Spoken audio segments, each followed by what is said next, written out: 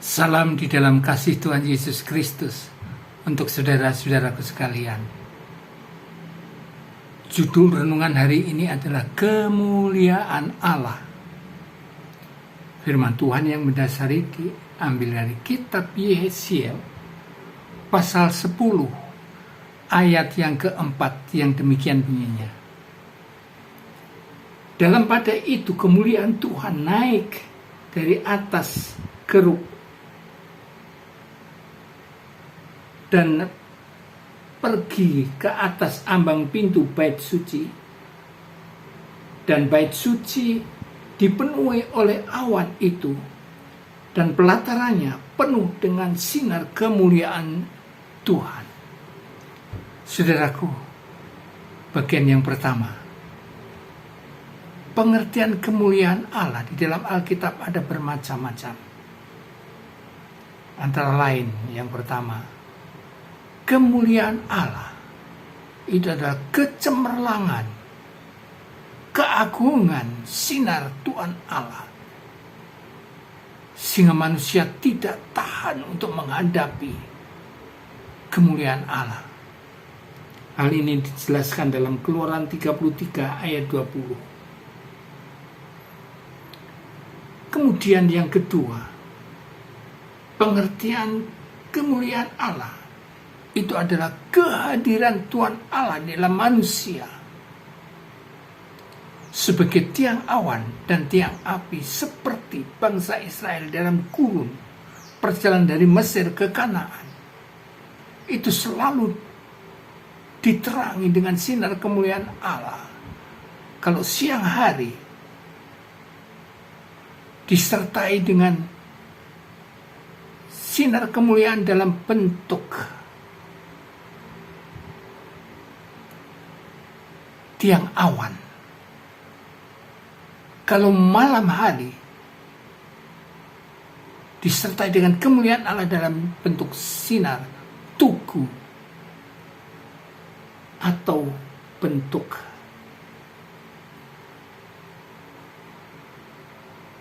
kemuliaan Allah dalam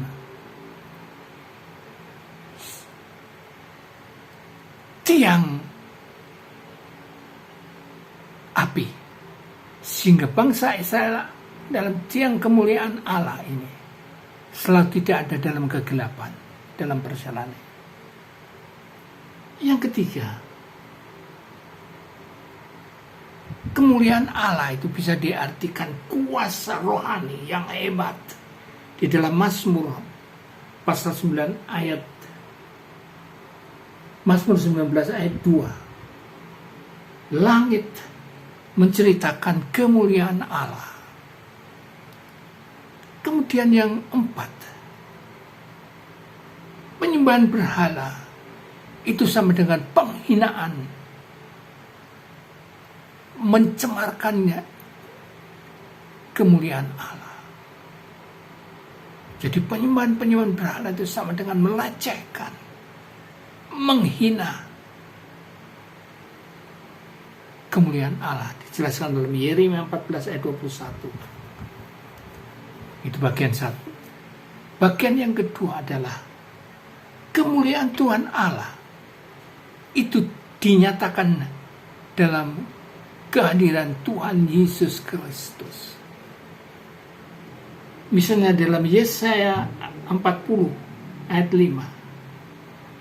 Yesaya menubuatkan bahwa kedatangan Yesus Kristus ini adalah kemuliaan Tuhan Allah yang dinyatakan pada manusia, sebagaimana halnya Yohanes 1 ayat 14. Kemuliaan Allah itu beralih menjadi manusia, berinkarnasi menjadi manusia dalam Yesus Kristus. Kemudian Rasul Paulus juga menyebutkan Tuhan Yesus sebagai Tuhan yang mulia. Dijelaskan dalam Galatia 1 ayat 5. Yakobus sendiri menyebutkan Tuhan Yesus sebagai Tuhan kita yang mulia. Kemudian yang keempat, mujizat-mujizat Tuhan Yesus itu menyatakan kemuliaan Tuhan Allah. Yohanes 2 ayat 11. Kristus yang dimuliakan di atas bukit, sehingga murid-murid Tuhan Yesus yang tiga yang diajak naik itu melihat kemuliaan Tuhan. Di kiri kanannya ada Musa dan Elia. Yesus dimuliakan di atas bukit. Kematian Tuhan Yesus itu pada saat kemuliaannya dinyatakan pada manusia. Kenaikan ke surga itu bisa dilihat mata telanjang manusia, murid-muridnya melihat kenaikannya itu sebagai kemuliaan Allah. Naik ke surga, dilihat, disaksikan oleh manusia. Dan suatu hari kelak Tuhan Yesus datang dari surga dengan kemuliaan, bisa dilihat setiap mata manusia di dunia bisa melihat. Itulah kemuliaan Allah.